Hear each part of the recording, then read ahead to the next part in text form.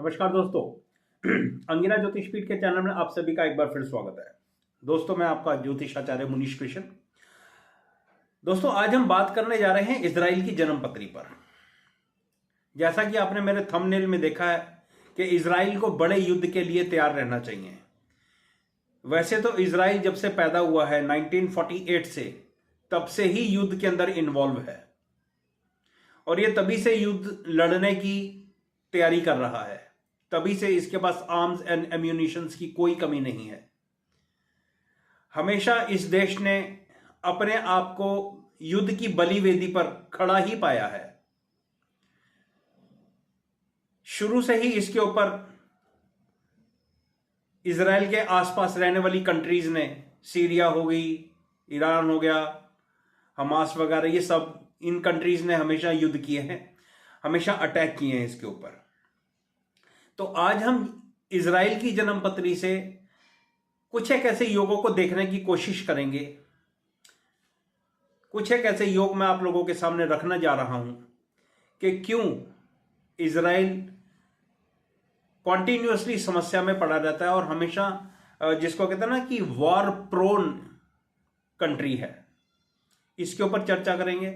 क्यों इजराइल जरूरत से ज्यादा युद्ध लड़ पाया अभी तक, इसके ऊपर भी चर्चा करेंगे। हम चर्चा करेंगे कुछ एक बहुत अच्छे राजयोगों की।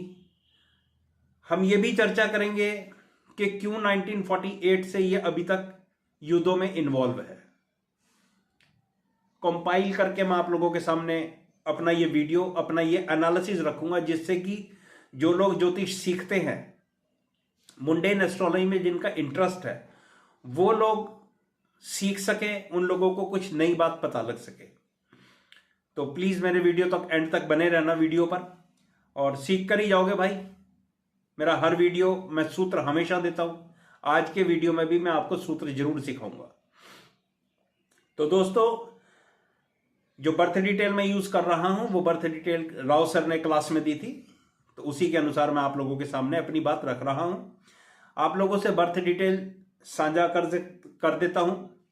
14 मई 1948 टाइम ऑफ बर्थ है शाम के 4 बजे 16 आवर्स।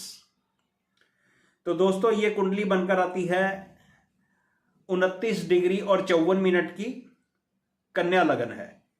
ये कुंडली आप लोगों की स्क्रीन पर हो सकता है। आप जिस सॉफ्टवेयर से ये कुंडली बनाए उसके अंदर डिग्रीज का कुछ एक मिनट का फर्क हो, लेकिन मोटा मोटी ये वर्गोत्तम नवांश है, वर्गोत्तम लगन है। चलिए, सबसे पहले तो अच्छे योगों की बात शुरू करते हैं कि इस कुंडली में ऐसा क्या है कि इतने सारे युद्ध झेलने के बाद भी ये कंट्री आज तक जिंदा है और विश्व में इस कंट्री का, इस देश का डंका बजता है। चलिए शुरू करते हैं। सबसे पहले लगन से शुरू करते हैं। आप देखें, लगन 29 डिग्री और 54 मिनट का मेरे सॉफ्टवेयर के अनुसार ये एक्यूरेट है। तो भाई वर्गोत्तम लगन है, तो सबसे पहले तो लगन के अंदर ही मजबूती मिल जाती है। लगन के बाद देखते हैं चंद्रमा को। तो जिस वक्त ये कंट्री शुरू हुई उस वक्त चंद्रमा पुष्य नक्षत्र में था।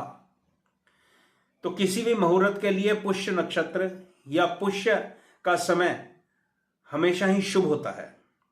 तो चंद्रमा के अंदर शुभता है पुष्य नक्षत्र के अंदर होने के कारण, और पुष्य नक्षत्र का स्वामी बनता है शनि, और शनि इस कुंडली के 11th हाउस में है। ये 11th हाउस लॉर्ड के साथ है। ये एक बहुत बढ़िया और एक अच्छी स्थिति है। कुंडली के अंदर आगे चलकर देखते हैं। आप लोगों का ध्यान दिलाना चाहूंगा, काल पुरुष की जो धर्म त्रिकोण है, यानी कि मेष, सिंह और बृहस्पति, सैजिटेरियस, धनु, इनके स्वामी बनते हैं मंगल, सूर्य और बृहस्पति। तो काल पुरुष के जो स्वामी हैं धर्म त्रिकोण के, वो यहां पर इंटैक्ट दिखते हैं। आप देखें, मेष राशि का स्वामी सिंह राशि में चला गया मंगल, और धनु राशि का स्वामी बृहस्पति मेष राशि को भी देख रहा है और सिंह राशि को भी देख रहा है और मेष राशि के स्वामी को भी देख रहा है। एक अच्छा, एक बहुत बढ़िया काल पुरुष की कुंडली का धर्म त्रिकोण इस कुंडली के अंदर इंटैक्ट दिखता है, एक अच्छा संबंध दिखता है। इसी तरह से जब आप नवांश के अंदर देखोगे, नवांश में यहां नहीं लगा रहा हूं, लेकिन जब आप नवांश देखोगे तो नवांश के अंदर भी आपको ऐसा ही कॉम्बिनेशन कुंडली के अंदर देखने के लिए मिलेगा। वहां भी बृहस्पति, मंगल और सूर्य, इनकी आपस में दृष्टियां हैं। एक बढ़िया योग, एक बढ़िया कॉम्बिनेशन, लगन को जो मजबूत बनाता है, जो काल पुरुष के लगन को मजबूत बनाता है। चलिए आगे बात करते हैं चंद्रमा के नक्षत्र के स्वामी की। चंद्रमा का नक्षत्र का स्वामी पुष्य नक्षत्र है, स्वामी शनि है। शनि कुंडली के 11th हाउस में, 5th हाउस लॉर्ड होके 11th हाउस में, 11th हाउस लॉर्ड के साथ। नवांश के अंदर शनि एक बार फिर 5th हाउस लॉर्ड है, वो 11th हाउस को देख रहा है और 11th हाउस लॉर्ड को भी देख रहा है। जब आप नवांश बनाओगे तो आप देख सकते हो। तो मेरे भाई दोस्तों, शनि का संबंध 11th हाउस से और चंद्रमा से बना हुआ है। इनकी एजुकेशन विश्व के अंदर एक अच्छे स्तर की है। एजुकेशन सिस्टम इनका अच्छा है। 5वां घर क्रिएटिविटी का है, नए नए काम करने का है। 5वें घर से संबंधित जो भी कार्य किए जाते हैं, जो भी सिग्निफिकेशन देखे जाते हैं, वो सब इनके लिए पॉजिटिव हुए। इन्होंने नए नए काम करे, आर्म्स एम्यूनिशंस इकट्ठे करे, क्योंकि वो 6ठे घर का स्वामी भी है शनि, तो वो युद्ध कला में भी निपुण बनाता है। आप जरा ध्यान से देखो शनि को, क्योंकि पुष्य नक्षत्र का स्वामी है। तो आप देखो 6th house Lord 11th house में चला गया। इसके कई सारे मतलब हो सकते हैं, अलग अलग जन्म पत्रियों में अलग अलग मतलब होते हैं, लेकिन यहां पर हम 2 मतलब देखने की कोशिश कर रहे हैं। 6th हाउस लॉर्ड कलह क्लेश झगड़ेबाजी का है और वो 11th हाउस में चला गया, 11th हाउस लॉर्ड के साथ चला गया। तो 11th हाउस क्या है, वो एक्सपैंड कर देता है चीजों को, एक से ज्यादा देता है, एक के साथ एक फ्री दे देता है। तो आप ये देखो कि युद्ध एक से ज्यादा दिए दिखता है ना हमारे को। कई सारे युद्ध हो लिए 1948 से अभी तक, और हर साल ये युद्ध में प्रोन खड़ा रहता है। कब हमास कर देगा, कभी ईरान कर देगा, कब सीरिया कर देगा इसके ऊपर हमला, कुछ नहीं पता लगता। और दूसरी बात भी बनती है, आप देखो 6th house Lord 11th house में आ गया 11th हाउस लॉर्ड के साथ, तो आप इसका क्या मतलब भी निकलता है, स्ट्रगल के बाद सफलता। स्ट्रगल, क्योंकि 11th हाउस आपकी रिकॉग्निशन भी तो है। स्ट्रगल, हिम्मत, यत्न, शक्ति बनाए रखने के बाद, 5वें घर से क्रिएटिविटी को क्रिएट करने के बाद समाज में अच्छी सफलता मिलती है ऐसे लोगों को। चलिए बात करते हैं 410 के एक्सेस की। 4th हाउस के अंदर बृहस्पति अपनी राशि का बैठा हुआ है और 10th हाउस में शुक्र बैठा हुआ है। ये आपको एक मैं और योग बताने जा रहा हूं, एक और कॉम्बिनेशन बताने जा रहा हूं। ये अगर आप लोगों की कुंडलियों में भी बनता है तो आप लोगों को इसका लाभ हो सकता है। देखिए शास्त्र कहता है, अगर बृहस्पति धनु राशि का बैठा है और उसके ऊपर शुक्र की दृष्टि है, तो ये आपको बहुत प्रॉस्पेरस बनाता है, आपको हेल्दी, वेल्दी एंड वाइस बनाता है। और दूसरी तरफ ध्यान देते हैं, शुक्र अगर मिथुन राशि का बैठा है और उसके ऊपर बृहस्पति की दृष्टि है, 5वीं हो, 7वीं हो, 9वीं हो, कोई भी दृष्टि हो, तो ऐसा व्यक्ति साइंटिफिक थॉट्स रखने वाला होता है। आप देखो इनकी टेक्नोलॉजी देखो, इनकी साइंस देखो, इनका एजुकेशनल स्ट्रक्चर देखो, ये सब चीजें यहां से दिखती हैं। जुपिटर और वीनस ये दोनों ज्ञान के कारक प्लेनेट है और इनका संबंध 410 के एक्सेस पे बना हुआ है। अब आगे चल के देखते हैं, एक और योग की बात करूंगा, बहुत बेहतरीन और शानदार योग बना हुआ है, वो है 9th और 10th लॉर्ड्स का एक्सचेंज। ये इस कुंडली को बहुत बहुत और बहुत स्ट्रांग बना रहा है। आप देखो जितनी बार भी इजराइल पे अटैक हुए, इजराइल ने फीतियां उड़ा दी इन सभी कंट्रीज की। और अब की बार भी आपने देखा कि अपनी थॉट्स का पक्का था कि हमास को खत्म करके छोड़ूंगा।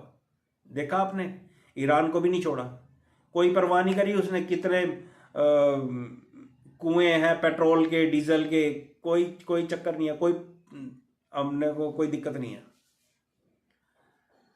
अब जरा मैं आपको एक बात और बताता हूं। कुंडली के अंदर मंगल पर ध्यान आकर्षित करो, आप अपना ध्यान केंद्रित करो।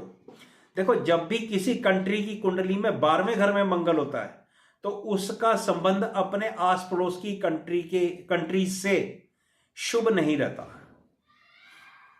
यही कॉम्बिनेशन हिंदुस्तान की कुंडली में भी बनता है, लेकिन वो जरा थोड़ा दूसरी तरह से बनता है, लेकिन ऐसा ही कॉम्बिनेशन बनता है वो भी। अब यहां से मंगल देखो थर्ड हाउस को देख रहा है 12वें घर से। थर्ड हाउस आपके नेबरहुड का है। यहां से मंगल आपके 6th हाउस को देख रहा है, और 6th हाउस आपके कलह क्लेश, लड़ाई झगड़ा आप जानते हो, और 6th हाउस लॉर्ड की लगन पर दृष्टि है। हो गया पड़ोसियों से रिलेशन खराब। तो ये कुछ एक बहुत अच्छे और कुछ एक खराब योग हैं जो मैंने आप लोगों के सामने इजराइल की जन्म पत्री पे अपनी तरफ से एक्सप्लेन करने की कोशिश की है। कई सारी चीजें भी इन्हें बीच में छोड़ दी हैं ताकि वीडियो टाइम के अंदर रहे। चलिए बात करते हैं पुष्य नक्षत्र के स्वामी शनि की, जो 1948 से इनको जन्म की दशा मिली। आप देखो 5th और 6th हाउस लॉर्ड होके ये 11th हाउस में है। पैदा होते ही 15 या 16 मई को सीरिया ने और एक दो कंट्रीज ने मिलकर इनके ऊपर अटैक कर दिया था। पैदा होते ही अटैक हो गया इनके ऊपर। तो शनि की दशा इनकी जरा कष्टकारी रही, वहां से इनको काफी समस्याओं का सामना करना पड़ा। शनि के बाद इनको दशा मिली भाई दोस्तों बुध की। बुध आप देखो 10th हाउस लॉर्ड है, प्रॉस्पेरिटी, एक शानदार राजयोग में इन्वॉल्व है, तो प्रॉस्पेरिटी दिखती है। इन्होंने अपने आप को स्टैब्लिश किया। बुध के बाद दशा मिली इनकी केतु की। यहां पर भी इन्होंने ठीक ठाक युद्ध करे भाई आसपास की कंट्रियों से। केतु इनके 2nd हाउस में है। 2nd हाउस आपकी फैमिलीज का हाउस होता है, वहां पर इन्होंने स्ट्रगल करी। उसके बाद इनको शुक्र की महादशा मिली भाई दोस्तों 20 साल की, 1980 से लेकर 2000 तक। अब जरा आप वीनस को देखो, ये 10th हाउस के अंदर बैठा हुआ है। 9th हाउस लॉर्ड होके 10th हाउस में बैठा हुआ है, जुपिटर से एस्पेक्ट है। यहां से इस कंट्री ने जो बेहतरीन उन्नति करनी शुरू करी अपने शिक्षा के क्षेत्र में, अपनी साइंस के क्षेत्र में, और भी क्षेत्रों के अंदर और भी जो फील्ड रही होंगी, वहां के बाद फिर ये रुका नहीं। इसके बाद सूर्य की दशा रही। सूर्य भी अच्छे योग के अंदर इन्वॉल्व है, हालांकि ये 12th हाउस लॉर्ड है, तो कुछ एक लॉसेज इनको हुए होंगे। डेफिनेटली जब युद्ध होता है तो लॉसेज होते हैं। चलिए मैं यहीं पर इस दशाओं को खत्म कर रहा हूं, और अब हम बात करते हैं सीधी सीधी राहु की महादशा इनको चल रही है और आगे क्या। देखो ये कंट्री युद्ध के लिए तो खड़ी है, मैंने आपको पूरी कुंडली एक्सप्लेन कर दी है। ये कंट्री युद्ध के लिए खड़ी हुई है। अब आगे भी इनके लिए समय बहुत अच्छा नहीं है। बड़े युद्ध की संभावना मैं इसको देख रहा हूं, लेकिन अभी नियर फ्यूचर में ये बड़ा युद्ध नहीं हो रहा। लेकिन इजराइल को बड़े युद्ध के लिए तैयार रहना चाहिए, क्योंकि आने वाली दशा राहु की महादशा में बृहस्पति का अंतर है, और बृहस्पति के अंदर और भी दूसरे प्रत्यंतर दशाएं आएंगी, वो इनको अच्छा खासा मतलब स्ट्रेंथ देंगी और इनको नुकसान देंगी, क्योंकि जब युद्ध होता है तो भाई नुकसान तो होता ही है। तो अभी नियर फ्यूचर के अंदर राहु की महादशा, राहु की अंतरदशा और मंगल का प्रत्यंतर, ये इजराइल के लिए युद्ध का एक इन्विटेशन जो मुझे इस कुंडली के अंदर दिख रहा है। उस वक्त मंगल भी लगभग सिंह राशि के अंदर ही ट्रांजिट कर रहा होगा। मैं इस समय को इजराइल के लिए अच्छा नहीं मान रहा हूं। यहां पर भी इजराइल फंसता हुआ, या यूं कहो कि युद्ध में इन्वॉल्व मुझे दिख रहा है। यहां से इजराइल निकल जाएगा।